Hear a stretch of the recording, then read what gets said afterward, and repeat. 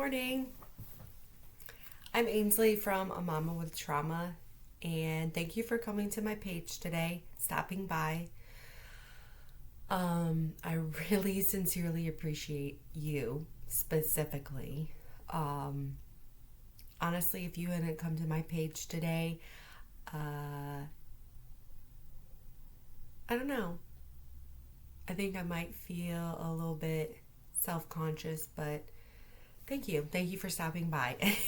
I'm not self-conscious, but I just really appreciate whoever comes by today. Thank you so much for showing up. And yeah, I am I had a thought the other day that crossed my mind and I just wanted to share it. It's something I've learned along this whole journey, especially in the last month. So, yeah, I just wanted to share this. First and foremost, this page is not to seek harm, vengeance, no ill will, or anything like that towards any of the people that have abused me, harmed me. That's not what this page is about. I have no ill will or hatred or anything like that in my heart or in my being towards the people who have harmed me. This page is simply about talking about the effects and the repercussions and the things that I struggle with because of some of these traumas and stuff, and my motherhood as well, how that basically has shaped me. Yeah. So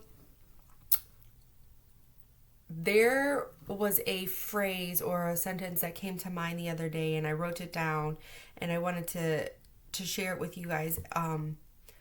It just was so profound, and it kind of struck me, and then I chewed on it for a while because that's what I'm a chewer. Like I take information in and I will chew it till I can get every fiber and morsel of information and context I can get out of it. And then when I'm done with that, I discard pretty much the empty part of it, and then I will have consumed all the rest of the information and I assess it and all that kind of stuff. So that's just the person I am and how I work as an individual. But the thing that this sentence that struck me in the moment was this. It says, to me, like my intuition was basically telling me this, and it says sometimes that you have to give the thing that you want the most. And that that just expanded so much for me. And I initially took it two ways. First off was, being abused and harmed and hurt for so long, and deprived emotionally and harmed physically, and left me with the sense of a great need of care, and a great need of tenderness, and a great need of support, and a great need of basically things I missed and that I rightly deserved as a human. I missed receiving those. And growing up, my inner parts held on to that lacking thing for so long. It just was like clinging to this notion of like, what am I missing? What am I missing? What am I missing? What am I missing? And finally figuring out as I became a mother, recognizing the things that I was missing, and it, became into like, I'm missing this, or I need this, I need this, I need this, I'm not receiving this, I need this, I'm not receiving this, and that underlying, just so strong, that pattern and that thought. And recognizing as I got older that I was like seeking that, like I was seeking that in people and relationships, and not, I mean, maybe I was seeking it in a healthy way, but I think I was seeking it more as in like, what does this look like? What does this feel like? Does this exist? These things. So I recognize within myself that that was such a huge thing, and I was looking for that. Like I was really, really looking for that for my outside source, because ultimately that part of me was very childlike, so was still looking for almost like that parental care of like mom and dad, or parent and parent. And the desire was very strong and very deep and very real. And at some point recently, I recognized that, like I have to become that. I have to, in my adult body, become the thing that I am seeking, become the thing that this part of me there's a desire, but like really truly needs this. And for me, the thing was, the only way that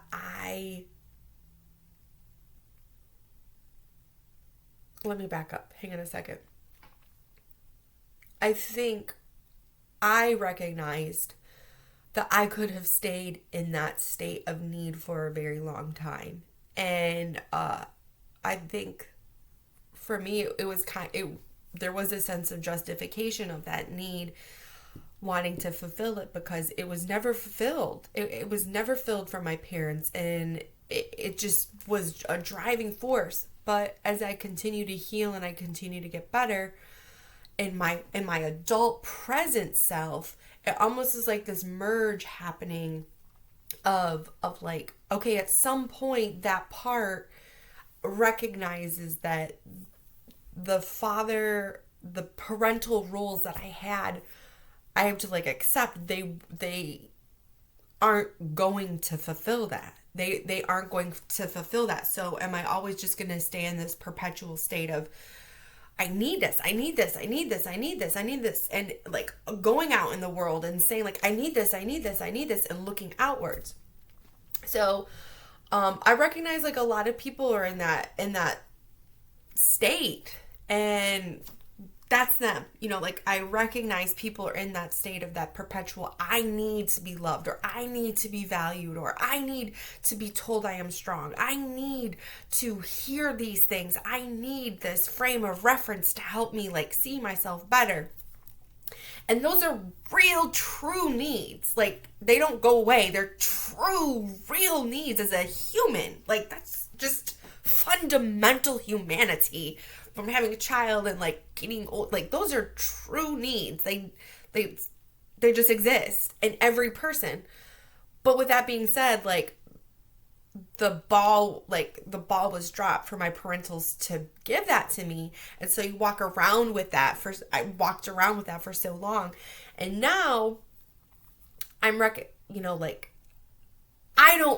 was not okay with staying stuck. I am a figure outer. Personality wise, I am a very driven and very let me figure this out type of a person. Maybe I've become hyper independent because of my trauma. That could be so. But I am not one to just stay in a place. I like to, okay, cool. We've been here. We've breathed. We've done all this. Like, what's the next step? And so I think that internal motivation of who I am and my character really just kind of kept pushing me in a way. So even in that, I recognize that's me parenting myself and pushing, and that's good. Sometimes those parts need to be pushed. They need to get out of this perpetual state of chaos and thinking. So for me, the only thing I recognized is that I had to at some point become the thing that I was needing. And that's not an easy process. That process sucks balls. It's so difficult and confusing, especially when you have a child and they are very sensitive to this inner working, because children are so sensitive to their parents' inner workings and the changes. And keeping that boundary up is it's difficult. It's difficult, but it's also like a really beautiful thing because you can trust your child's love for you no matter what you're going through. Like, they're going to love you no matter what. And that's a whole nother topic for another day, because that in and of itself is like life, like the fountain of youth. If you want to know what the fountain of youth is, like your child's love for you, that's the fountain of youth. Let me tell you, it's a powerful, motivating thing that can kind of keep you on track. It has done that for me. Absolutely. But that being, put that aside. I recognized, for me, again, because of my trauma, and I was basically a huge people pleaser, and I was very, sensitive to, like, other people's needs. How do I use this? How do I use what I was created and taught to be, even though it's unhealthy and very not good? How do I not fight what I am and what I'm doing, but turn it around to where I can use it to better myself? And the thing that I learned was I need, in my adult form and my present self, learn to start giving the thing that this inner self is needing. So I slowly have learned to give the things of love, to give the things of care, to give the things of time, to give the things of holding space, to give the things of what that part wants, to actively give of myself to others, and actively do that, to act that out, as almost to reinstate to my inner self, hey, I can take care of you. You can trust me, because I'm showing you how to do this thing.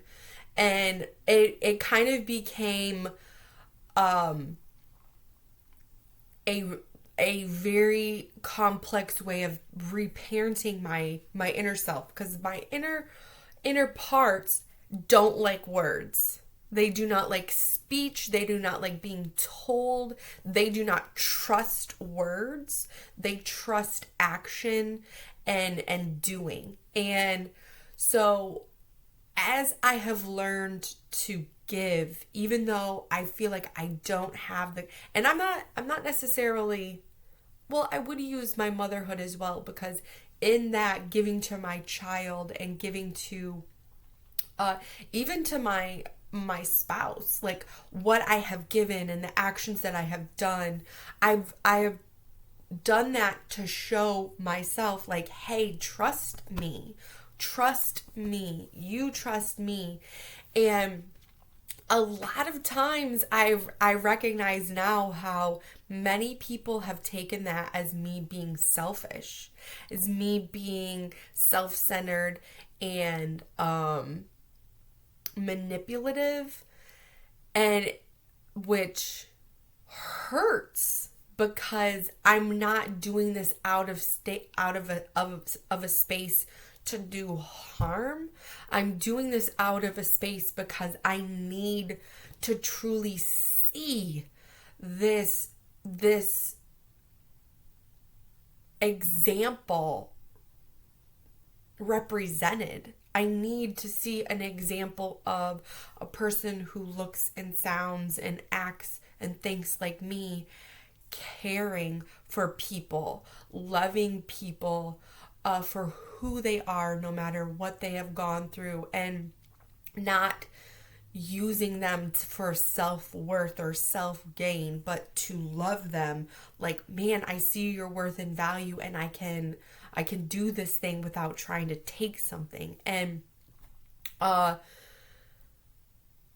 I truly am learning that sometimes I have to give the thing that I want the most. And in that, I have felt a freedom. I am feeling the part of me that distrusted myself for so long start to trust again. And there are so many things that are transforming in my heart that I've not had access to. And it's a very healing sensation and feeling. And it's great. It's a good thing to be in this space. And I know externally there's not like a whole lot of change going on in my world, but internally, and the way that I'm so, not in an arrogant way, but I'm so proud of how I am treating other humans, in a sense of like, I never saw an example of a white person and a white female treating other people in a like a kind and loving and supportive and human way. And as I say that, I'm like, damn, that's so deep. Like, that is such a deep-rooted hatred of people that I was raised by. And even a deep-rooted hatred of self that I was raised by, and how to work to come out from underneath that. And the distrust that I've had in my own self. And breaks my heart, that really does break my heart. But this might not make any sense to anybody. I just recognize that. But yeah, I recognize that. I recognize that giving in my specific situation, not because I have to, or because I think I'm following some religious thing, or out of obligation, or nothing. It stems from nothing like that, but it genuinely stems from the love and care of humanity, and wanting to like just see and reach and show love to those who are around me. And man, that's a powerful thing. That's a powerful position to be in. And I recognize that a lot of people have never been looked at that way or felt that. And it can send people, make them uneasy. But I don't know. Whew, that made me emotional. But yes, I thank you for coming to my page.